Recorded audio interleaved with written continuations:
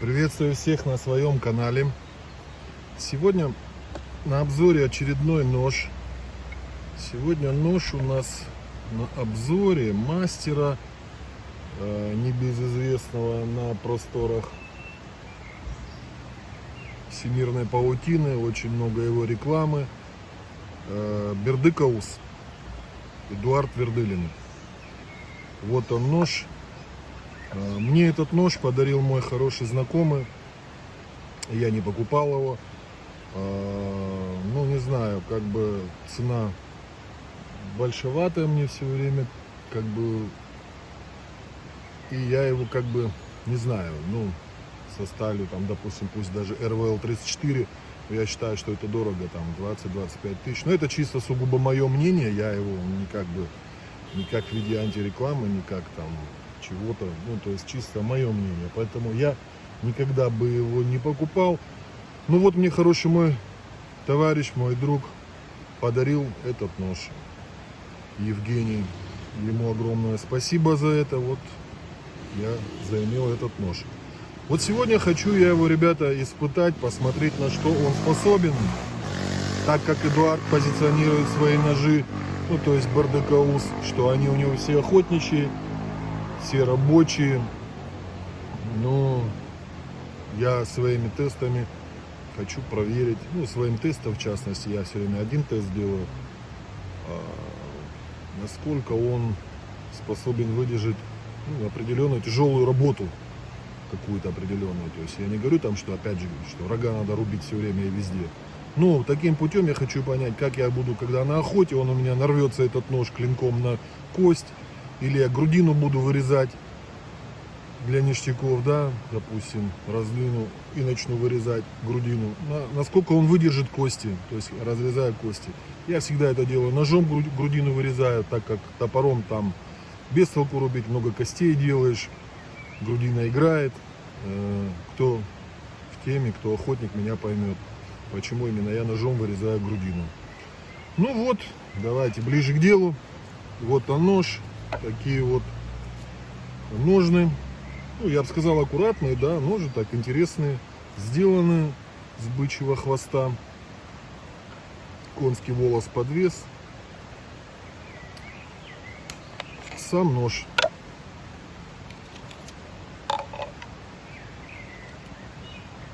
Нож, вот он нож, сделан из стали, клинок РВЛ 34, толщина по обуху 3 миллиметра, спуски от обуха, здесь линзы не было. Линзу, я скажу сразу, сделали на этом ноже линзу, так как в понимании, чтобы он был больше похож, как сказать, к аутентичному ножу. Ну, я как подразумеваю аутентичность, что, ну, вот, обычно шлинза, да, вот на якутском ноже. То есть, ну, и мне она нравится. И вот поэтому, как бы, сделали линзу. Ну, я думаю, это, наоборот, в плюс. В жесткость удержания режущей кромки. Линза всегда, и все, кто знает, да, и кто в теме, что линза всегда больше и дольше держит режущую кромку, чем же подводы. Ну, вот так. Начнем наш рок. И вот поехали. Потихоньку я начну, не спеша. Потихоньку, как всегда. И будем смотреть, что у нас происходит с режущей кромкой.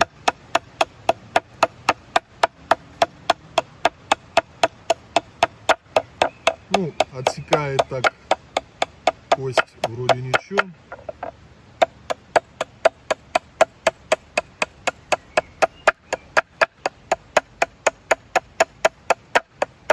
Сейчас вот так чуть-чуть я поделаю и посмотрим первые впечатления.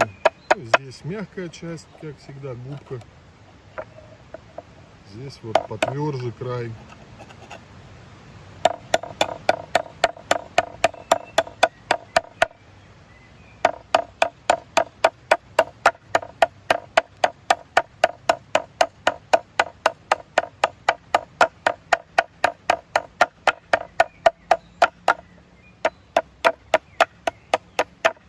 И поперек возьмем вот так порубить косточку.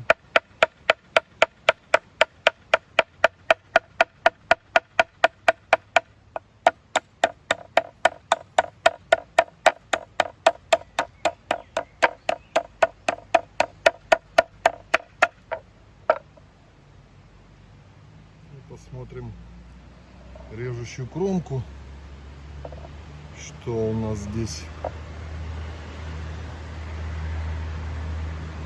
Ну, блин, ну, вот все повело. Вот если видите, вот здесь, вот здесь повело режущую кромку, она завалилась, ну так прям по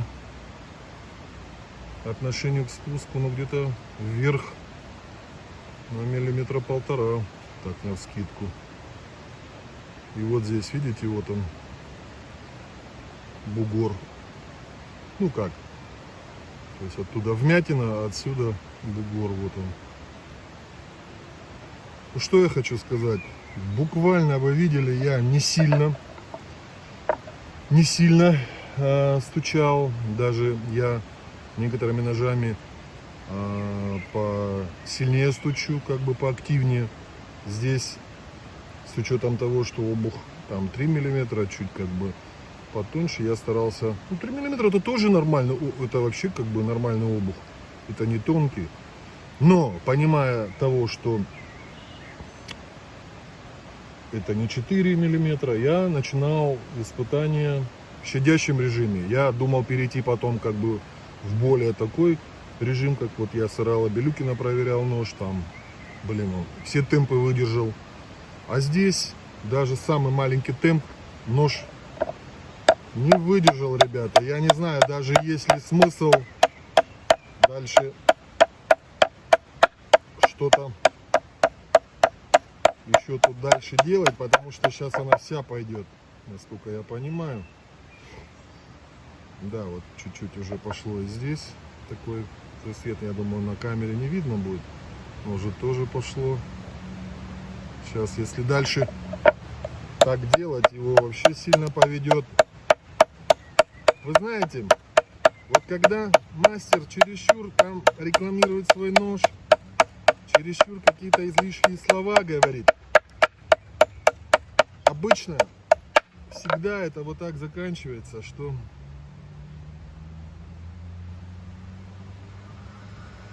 какой-то тот или иной товар, оказывается, не отвечает заявленному. То есть, как реклама движитель торговли, да? Если хорошо рекламировать, можно и, я не знаю, все что угодно продать. Выдать желаемое за действительное. Но я вот вам серьезно говорю, вот вы видите, чуть и все.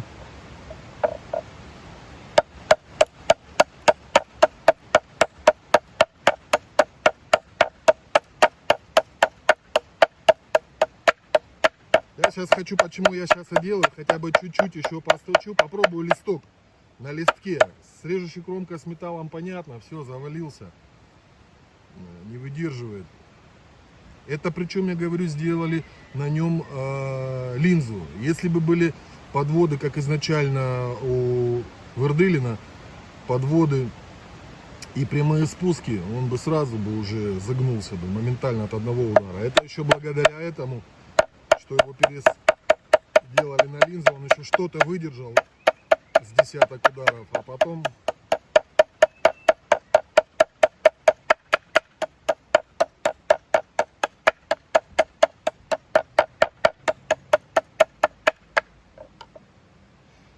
попробую листок.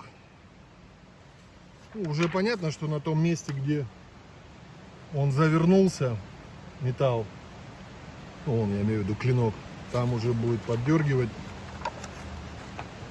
Оу, ничего себе, ребята, смотрите, такого ни на одном ноже не было, ни от одного мастера. Смотрите, что как загнулась режущая кромка, прям вот так она. Ну как вот так я на охоте буду чуть-чуть работать где-то и нажму, да, его где-то этот нож, И он вот так вот весь у меня пойдет. 2-3 раза. Да он сейчас уже пошел. Смотрите. 1, 2. Вот это первая вообще самая сильная вмятина, которая сразу была. Ну вот это последняя вообще огромнейшая. Смотрите, как он откуда завернулся. Аж вот миллиметра 2,5. Вот если отсюда видно. Вот здесь. Вот. Но это просто кошмар. То есть нож, который стоит 20-25 тысяч, вот вы сами видели, от таких маленьких напрягов, я не считаю, что это большие были. Я же еще раз повторю, я очень в сидящем режиме его стучал. Ну, он цепляет, вон, видите, за все этим замином. То есть, он, видите, он не режет, он перескакивает через эту, там что-то начинает резать. Вот здесь он вообще цепляет, то есть он, вот видите, оторвал он, не отрезал, моментами отрезал. Ну, то есть я что хочу сказать, нож не выдержал испытаний, абсолютно не выдержал. Это не то, что, как сказать вам, если вот опять говорить, что нож должен резать, да, сейчас опять кто-то начнет это говорить, там, или сам Эдуард, ножом там надо резать, я вас научу, там, или что сейчас какие-то морали читать. Послушайте, эти морали, вот этот учитель, кто так будет говорить, можете себе оставить.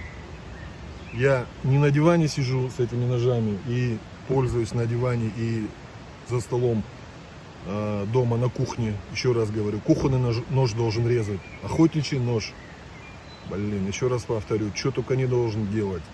Во всяком случае, понятно, это не топор, понятно, это не зубило, там, но я, поверьте, сколько встречался на охоте с ребятами, да, там, такими, там, не только с мужиками, с дедами, которые там пользуются, то есть с разным возрастным контингентом. Опытный охотник любой скажет, что нож по-любому попадает на ребра, кости. Вот якутский нож возьмите, да, он почему там узкий, там им суставы по суставам разбирают, да, зверя. Но это подразумевает, что он попадает в кости, в суставы, на излом идет нож. Это что ты там не играйся на кухне филе с хека отделяешь. Поэтому я еще раз повторю, все мои тесты рассчитаны на то, чтобы хотя бы чуть-чуть понять задел прочности того или иного ножа. Вот здесь у Вырдылина Эдуарда его нет вообще. Если кто-то хочет покупать как нож, просто купить красивый нож и положить на полку и показывать его кому-то, да, там, или на охоте шашлычки там порезать им, но ни в коем случае не зверя, то можно, конечно, купить его. Но если вы хотите нож пользовательский, который будет на охоте твоим помощником, то этот нож, я вам серьезно говорю, никакой вам не помощник, нигде он вам ничего не поможет. Поэтому Эдуарду, я бы так сказал, больше внимания уделяйте качеству охотничьего ножа, а не кухонного. То есть огромное пожелание вам обратить внимание на свои ножи, что вы производите. 20-25 тысяч, нож не должен себя так чувствовать плохо, как сейчас ваш нож чувствует себя тут, что за вас отдувается, выслушивает. Давайте, всем добра, всем удачи, до новых встреч.